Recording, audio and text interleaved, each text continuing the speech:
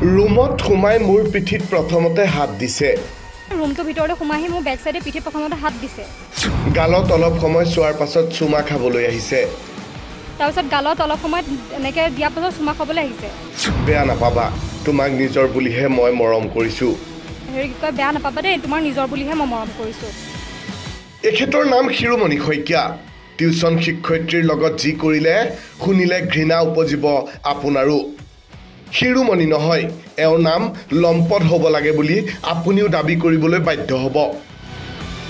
পুত্ৰক টিউচন কৰিবলৈ অহা শিক্ষয়িত্ৰীৰ মৰম বিচাৰিছিল এইটো লম্পট শিৰোমণিয়ে। আৰু তাৰপিছত আজি তাই অকলে থকাৰ সুযোগ লৈ পেলাই ইমানখিনি কৰিছে। আৰু যদি বেলেগ কিবা এটা হ'লেহেঁতেন তেতিয়াহ'লে আজি আমি ইমানখিনি সামৰণি কৰিলোঁ। আৰু যদি বেলেগ বেলেগ ছোৱালী তাৰ হেৰি হ'ব, গতিকে আমি মানে মনে মনে নাথাকোঁ। গতিকে আমি লিগেলি একশ্যনটো ল'ব বিচাৰোঁ। মানে যৌন আতিশাৰ্য চলাই আৰক্ষীৰ জালত পৰিল লম্পট শিৰোমণি। নগাঁৱৰ টাউন তেলীয়া গাঁৱৰ শিৰোমণি শইকীয়াই পুত্ৰক টিউচন কৰিবলৈ অহা এগৰাকী যুৱতীক যৌন আতিশাৰ্য চলোৱাৰ চেষ্টা কৰিছিল। প্ৰকৃততে ঘটিছিল কি, শুনক ভুক্তভোগীৰ মুখেৰে। মানে মই ইহঁতৰ ঘৰৰ সৰুটো ল'ৰাক টিউচন কৰোঁ। আজি যোৱাকালি দুমাহ হৈছে। তাৰপিছত আজি মানে বা নাছিলে, বা এই ভাওনাৰ প্ৰেক্টিছ কৰিছে, ভাওনাত কিবা মানে লৈছে নেকি, প্ৰেক্টিছৰ কাৰণে গুচি গ'ল। তাৰপিছত 4টা বা 5টালৈ মই পোৱালিটোক মানে টিউচন কৰোঁ। 5টা বজাত শেষ হৈছে, মই পোৱালিটোক হোমৱৰ্ক দিছোঁ।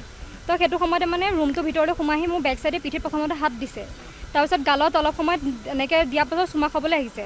তো সেইটো সময়তে মই ধাক্কা মাৰি দিলোঁ মানে। তাৰপিছত মই বাহিৰলৈ ওলাই আহিলোঁ যে, তাৰপিছত তেওঁ কৈছে এই কি কয়, তোমাৰ ফিজটো দিব আছিল, এই ফিজটো লোৱা, কি কয়, বেয়া নাপাবা দেই, তোমাৰ নিজৰ বুলিহে মই মৰম কৰিছোঁ। মানুহটোৱে কৈছে।